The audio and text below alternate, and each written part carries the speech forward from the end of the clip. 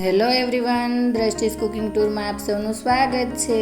આજે આપણે એકદમ ઝટપટ તૈયાર થતો કેપ્સિકમ પુલાવ બનાવીશું। તો ચાલો બનાવવાનું શરૂ કરીએ। તો તેના માટે આપણે અડધો કપ સમારેલી ડુંગળી, ગાજર, yellow capsicum, red capsicum, green capsicum અને તીખી 3 નંગ જેટલી લીલી મરચી લઈ લઈશું।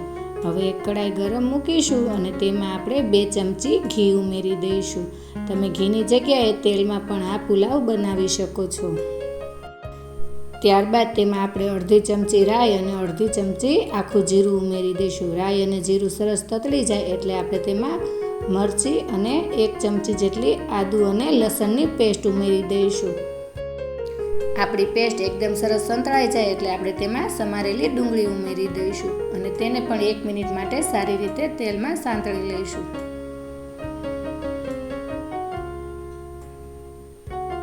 હવે 1 મિનિટ બાદ આપણે તેમાં ગાજર અને બધા જ કેપ્સિકમ ઉમેરી દઈશું।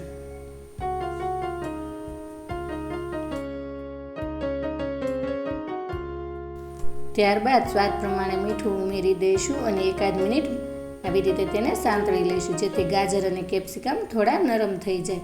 ત્યારબાદ તેમાં આપણે મસાલો કરીશું। તો તેમાં આપણે અડધી ચમચી જેટલો હળદર પાવડર, અડધી ચમચી જેટલો શેકેલા જીરાનો પાવડર, અડધી ચમચી મરી પાવડર, અડધી ચમચી જેટલું કાશ્મીરી લાલ મરચું અને અડધી ચમચી જેટલો ગરમ મસાલો ઉમેરી દઈશું। તમારે જો લાલ મરચું ના ઉમેરવું હોય તો તમે સ્કીપ કરી શકો છો, તે ફક્ત આપણે કલર માટે જ ઉમેરીએ છીએ।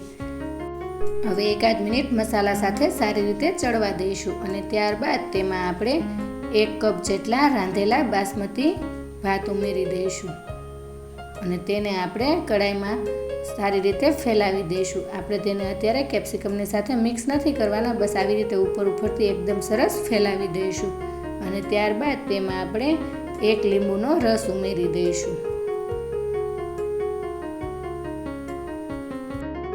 હવે ઢાંકણ દઈને 2 થી 3 મિનિટ માટે ધીમા ગેસ ઉપર તેને ચડવા દઈશું જેથી આપણા કેપ્સિકમ એકદમ સરસ ચડી જાય અને ભાતમાં આપણા મસાલાની ફ્લેવર સારી એવી બેસી જાય।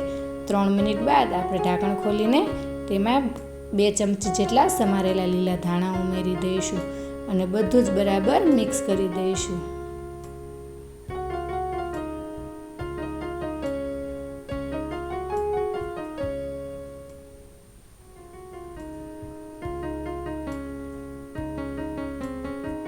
તો અહીં આપણા એકદમ સરસ કેપ્સિકમ પુલાવ તૈયાર થઈ ગયા છે। તો હવે આપણે ગેસ ઓફ કરી દઈશું અને એક સર્વિંગ પ્લેટ લઈને તેમાં સર્વ કરીશું। કેપ્સિકમ પુલાવને મેં અહીં કાકડીના સલાડ અને પાપડ સાથે સર્વ કર્યો છે, પણ તમે તેને મસાલા છાશ અથવા તો દહીં સાથે પણ ખાઈ શકો છો। તો તૈયાર છે આપણો કેપ્સિકમ પુલાવ। તો તમે એકવાર જરૂરથી બનાવજો અને કોમેન્ટમાં જણાવજો કે તમને આ કેપ્સિકમ પુલાવની રેસિપી કેવી લાગી અને આ સાથે મારી ચેનલને લાઈક, શેર અને સબસ્ક્રાઈબ કરજો। તો આવી જ નવી રેસિપીઓ સાથે આપણે ફરી મળતા રહીશું દ્રષ્ટિસ કુકિંગ ટૂરમાં।